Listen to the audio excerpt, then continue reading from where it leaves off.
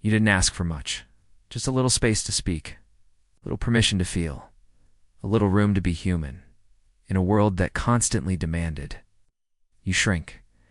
But every time you let your heart peek out, every time your voice trembled with truth, every time you cried a little too soon, or laughed a little too loud, or got silent a little too long, they said you were too emotional. They made it sound like an insult, like your sensitivity was a weakness, like your heart was a liability. They had to manage, but here's what they won't admit. They didn't hate your emotions. They feared what your emotions awakened in them, because when you feel deeply, when you speak honestly, when you ask questions they don't have answers to, you become dangerous. You force them to feel, to reflect, to confront the version of themselves they've spent years avoiding, and rather than face that mirror, they point at you. They say you're the problem, you're the storm, you're too intense. But the truth, you weren't too much. They were too empty. It didn't happen all at once. They didn't walk in one day and say, "We don't want your feelings." No, it was slower than that, more subtle, more cruel. It started with the small sighs, when you opened up the eye rolls, when your voice cracked, the jokes that stung but were always just plain, the way your vulnerability was met, not with curiosity, but with control. You brought truth. They brought sarcasm. You brought feeling. They brought discomfort. You would speak from your chest. And they'd retreat into their silence, not because you were wrong, but because you were right too soon, because you felt things before they were ready. You named things they weren't prepared to acknowledge. You held space they didn't want to sit in, and instead of rising to meet your emotional honesty, they turned your heart into a weapon. You're overthinking. You're always so sensitive. Can you stop making everything so deep? You believed them? You began second-guessing your tone, rewriting your texts, practicing your sentences in your head. Before speaking, you sat on your feelings like they were bombs you didn't know how to disarm, because somewhere along the way, they convinced you that your emotions were dangerous, too raw, too loud, too alive, and in a world where everyone's wearing masks, you, the one without armor, became a problem. But what they didn't understand was this. You weren't emotional because you wanted attention. You were emotional because you were present. You felt it all, even the things they never said. You could read a shift in their energy from across a room. You could sense tension through a single word. Reply, you weren't guessing you were receiving, and instead of appreciating that gift, they made you feel like it was a curse. They didn't want you to be honest. They wanted you to be convenient. They didn't want your heart. They wanted your silence, because silence is easy. Silence doesn't challenge. Silence doesn't hold them accountable. But emotions. Emotions are messy. Emotions make people responsible. Emotions ask questions they don't want to answer. And you were emotional in a world that praises numbness. You kept showing up with your full self. They kept telling you to tone it down. So, you did. You started laughing at things that weren't funny, agreeing to things that didn't sit right, smiling when your chest felt like a storm. You turned your emotional fluency into a foreign language, not because you lost your voice, because you were tired of being told it was too loud. You weren't born guarded. You were taught to build walls by people who weren't ready to see what lived behind your open door and what lived there. It was a heart that only ever wanted to be held, not handled, heard, not humored, seen, not studied, but they didn't want intimacy. They wanted insulation. They wanted distance with the illusion of closeness. They wanted your loyalty without your layers. They wanted your support without your sorrow. So they shamed you into quiet every time you cried. They acted like you were unstable. Every time you felt something too strongly, they made you feel like a child. Every time you asked for more, they called you needy. But here's the plot twist they never saw coming. You weren't needy. You were neglected. And instead of owning that, they blamed you because it's easier to call you broken than admit they never learned how to hold someone whole. And the saddest part, you kept trying, even after being shamed, even after being dismissed, even after realizing your heart was a burden they never wanted to carry. You still kept showing up, because that's what feelers do. We don't walk away easily. We don't love in halves. We don't shut down just because the world says stop.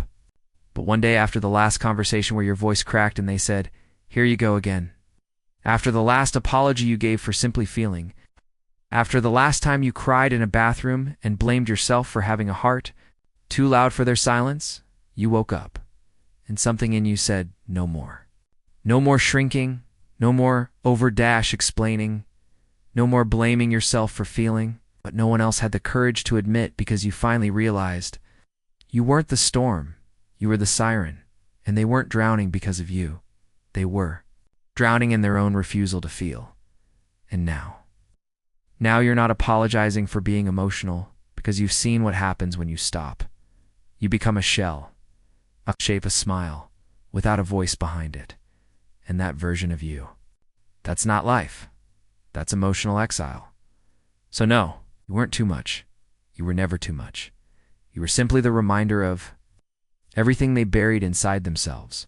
You were the grief they never processed, the vulnerability they mocked, because they were too afraid to access it in themselves. You weren't the chaos. You were the clarity. You weren't the drama. You were the depth. And now that they've lost access to you, they'll try to find it again in people who only offer echo chambers, in relationships built on performance, in rooms where everyone's numb and no one's alive, but they'll never find what you gave, because you didn't just love, you felt, and they'll miss that. But you won't. Because once you stop seeing your heart as a burden, once you stop apologizing for caring deeply, once you realize that your ability to feel is your superpower, you stop bleeding for people who never planned to bandage you. You stop asking, why can't they love me? Start saying, why did I think I had to earn love by abandoning myself? You stop crying quietly. You stop tiptoeing around truth. You stop letting people borrow your soul and return it in pieces. And in that moment, you become free. You didn't become cold. You became clear. There was no single explosion, no dramatic exit, no speech in the rain where you shouted, "I'm done." No, it happened the way all awakenings do, quietly, painfully, piece by piece. It happened in the long pause between their "what now?" and your last attempt to explain. It happened in the moment your words were met with a shrug. It happened when you realized I didn't mean it like that, had become the excuse for every time they ignored your boundaries. That's when you stopped seeing yourself as the problem. And for the first time in your life, you saw your emotions not as noise, but as navigation. Because here's the truth. No one taught you. Your feelings are intelligence. They're not drama. They're data. They're depth. They're direction. They're not the storm. They're the compass inside it. And suddenly, things that used to make you feel ashamed began to make you proud. The way you could sense someone pulling away without a word. That wasn't paranoia. That was emotional literacy. The way you couldn't laugh at a joke that hurt someone else. That wasn't sensitivity. That was integrity. The way your heart beat faster when something felt off. That wasn't overreacting. That was your inner alarm, screaming, "This is not safe." And you listened. You started listening to the part of you that was always dismissed. The part that flinched when someone gaslit you. The part that remembered details no one else did. The part that needed a moment of stillness before walking into chaos again. You stopped calling it weakness. You called it wisdom. And suddenly, stopped explaining your soul to people who had never even explored their own. You didn't do it out of spite. You did it because you were done leaking your light into places that only knew how to hold shadows. Because let's be honest, you were never too emotional. You were just awake in a world that begged you to stay. Sleep, you were aware of what was said, what was unsaid, what was meant, what was denied, what they avoided, what you endured. You felt everything, while they numbed everything. You saw patterns, felt tension, heard subtext in their silence. You saw behind the curtain, and they called you nosy. You asked the hard questions, and they called you exhausting. You loved without filters, and they called you naive. But what they really meant was, your presence forces me to confront the parts of myself I'd rather keep buried. You weren't unsafe. You were just uncomfortable for people who needed you to stay quiet while they stayed unchanged. You were the fire in a room of people shivering in their denial. And here's the hard truth that came with that awakening. Not everyone wants to heal. Some people want to keep their pain because they've made it their personality. Some people don't want to grow. It's because growth means grief. And some people don't want connection. They want comfort. And you asked for truth. And the moment you asked for truth, you became difficult because you stopped laughing at half-dashed truths. You stopped saying it's fine when it wasn't. You stopped letting people poke holes in your boundaries and then say, "Relax, I was joking." You became the person who said, "That's not funny. That hurt me. That's not okay with me." For people who only knew how to love convenience. That made you too much. But you weren't too much. You were too real for people. Still addicted to pretending. You showed up with your hands open and your heart raw, and they flinched because you were handing them something they didn't know how to hold, so they dropped it and blamed you for the mess. But this time you didn't clean it up. You stepped over the wreckage. You left the room. You took your truth with you, and for the first time, you didn't apologize for the echo it left behind, because you finally understood. Your depth is not a flaw. It's your fingerprint, your superpower, your armor, your sword, and you were never made to dilute it. You weren't built to shrink. You weren't designed to walk on eggshells. You weren't born to be background noise in someone else's story. You were made to feel too. Awakened, to disrupt, to remind people of the things they buried, to bring color into rooms that only know gray. And yes, that will make people uncomfortable. Yes, it will cost you shallow friendships. Yes, it will mean letting go of people who only liked you when you were tired enough to stop asking for more. But what you gain is priceless. You gain self-trust. You gain emotional freedom. You gain the ability to sit in your own presence. You know it's enough. You gain the power to walk into a room and not shrink. Because your presence now comes from peace, not permission. And the people who once called you too emotional, they're still out there. Still avoiding their reflection. Still blaming their ex for every scar they caused. Still numbing. Still escaping. Still performing. And sometimes, they'll remember you. Not with hate. Not with love. But with a strange ache. In their chest, they won't be able to name, because they'll look around one day and realize they missed the one person who could always sense when something was off. And had the courage to say it. They missed the one person who loved them even when they were hard to love, and asked nothing but honesty in return. They missed the one person who felt too much, but only because they were feeling for two. But you won't go back. Because the new you doesn't shrink to be understood, doesn't edit to be liked, doesn't beg to be heard. You don't demand space. You own it. You were never broken. You were just living in a world that profits from people who believe they are. And now you walk with every emotion they called too much as your proof that you were always the one who was alive. You didn't wake up one day cold. You didn't just flip a switch and stop caring. You didn't learn detachment from books, quotes, or YouTube. Therapists, you learned it the hard way, in real time, with real people, with real wounds. You learned it every time. Your voice cracked, and they looked at you like you were insane. You learned it when you poured your heart out, and they responded with silence. You learned it when they asked for honesty, then ran from it when you gave it. You learned it the 1,000th time you tried to explain something simple like why tone matters, why words matter, why being just tired every time you show emotion isn't enough of a reason to make someone feel invisible. They made you believe that feeling everything was a flaw, that empathy was overthinking, that boundaries were attitude, that asking for what you need meant you were. It's unstable, but now you see it clearly. They weren't reacting to you.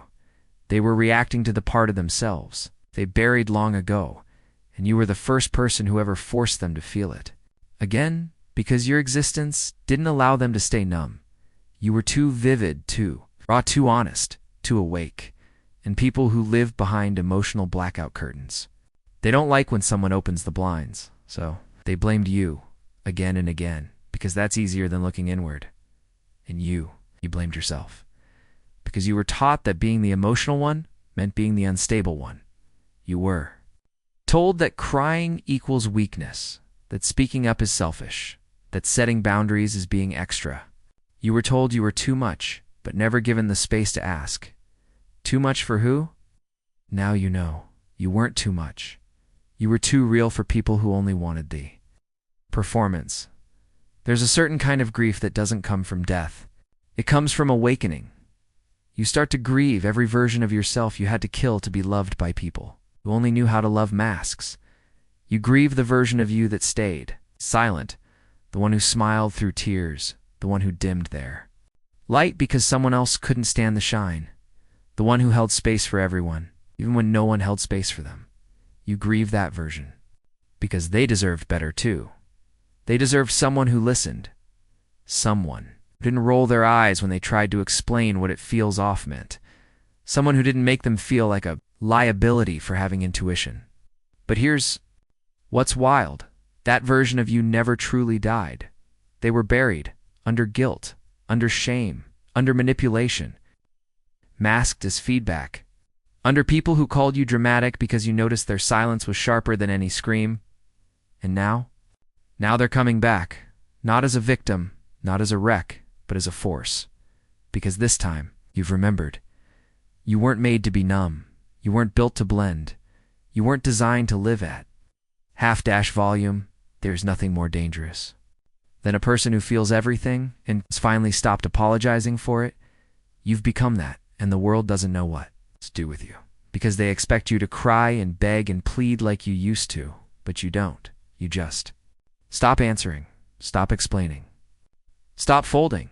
You used to overextend. Now you evaluate. You used to chase. Now you observe. You used to panic when someone pulled away. Now you trust the distance. Because now you understand, if someone can't sit with your feelings, they were never meant to hold your soul. If someone laughs when you cry, they are showing you their capacity. Believe them. If someone accuses you of being too emotional, what they're really saying is, I can't match your depth, so I'm going to shame it. Let them run back to the shallow. Let them chase comfort instead of courage. Let them settle for relationships where silence is normal and feelings are forbidden. Because you've graduated. You've transcended their story. You used to think they didn't care. But the truth, they didn't care enough to look inward. Because if they did, they'd have to admit that you were right about what was missing, that your tears were signs, not storms, that your truth was healing, not harm. And that's a lot to swallow for someone who's built their whole identity around avoiding accountability. So they rewrote the story. They told others you were unstable. They said you were dramatic. They joked that you read into things too much. But deep down, they know you weren't crazy. They know you saw it before anyone else. They know they'll never find another person who loved them that fully, while asking for so little in return. They know, and that knowing, that's the real punishment. Because you won't return. Not this time. Not after what it cost to leave. They'll try. Some will apologize, not because they've changed, but because they missed the way you held them. Some will act confused, like they didn't spend years dismissing you with every breath. Some will offer coffee, closure, conversation. You'll smile, you'll be kind, but you'll keep your distance, because now you protect your peace. The same way you once protected their comfort. You won't go back. Not because of pride, but because you're healed. Self has nothing in common with the person who tolerated them. So let them say it. Let them tell the story their way. Let them paint you as the overly emotional one, the difficult one, the intense one. Let them. Because anyone who makes you feel like a problem for having a heart isn't someone you need to keep close to it. They'll keep blaming you, because facing your reflection would mean admitting they've lost themselves somewhere between numbness and performance. They'll keep mocking your depth because you're emotional. Clarity exposes their emotional cowardice. They'll keep watching your name glow from a distance because now they know. You weren't too emotional. You were the one person brave enough to feel in full, in a world full of people, terrified to feel anything at all. And one day, they'll feel it. Not because you told them, not because you rubbed it, not because you broke them, but because they'll meet someone just like you. And they won't know how to handle it. They'll want to go deeper, but they won't know how. Because when they had the chance, they blamed the one person who could have taught them.